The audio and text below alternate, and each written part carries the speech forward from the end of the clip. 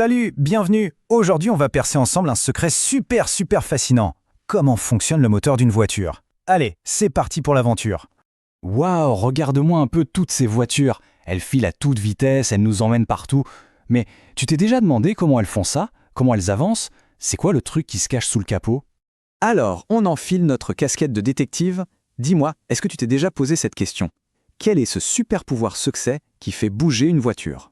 Eh bien, le secret, il est caché dans une boîte un peu magique. On l'appelle le moteur. C'est lui, le vrai cœur de la voiture.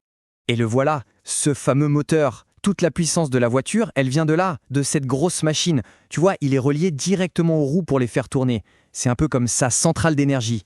Bon, d'accord, on a trouvé la boîte magique. Mais comment elle fait pour créer autant de force? C'est quoi son secret? Alors là, attention, tu vas être surpris. Le secret du moteur, c'est des milliers de tout petits boum. Oui, tu as bien entendu, des petites explosions, mais super bien contrôlées, hein. Pour faire un boom, c'est un peu comme une recette magique. Il faut juste 3 choses.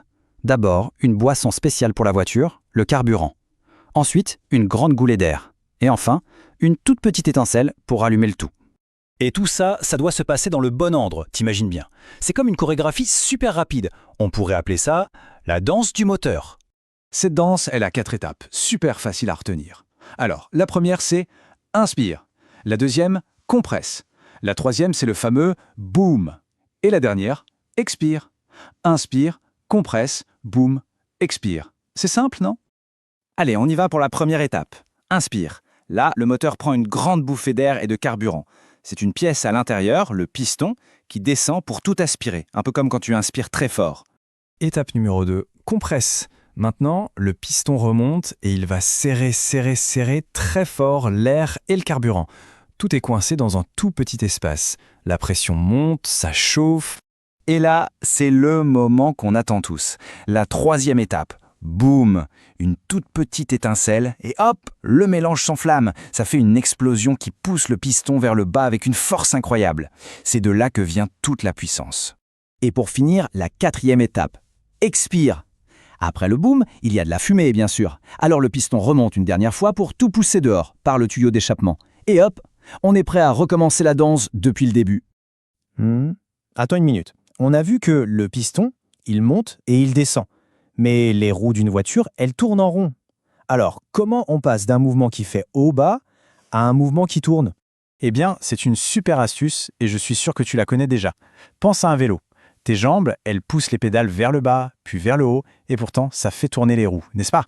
Dans le moteur, c'est exactement pareil.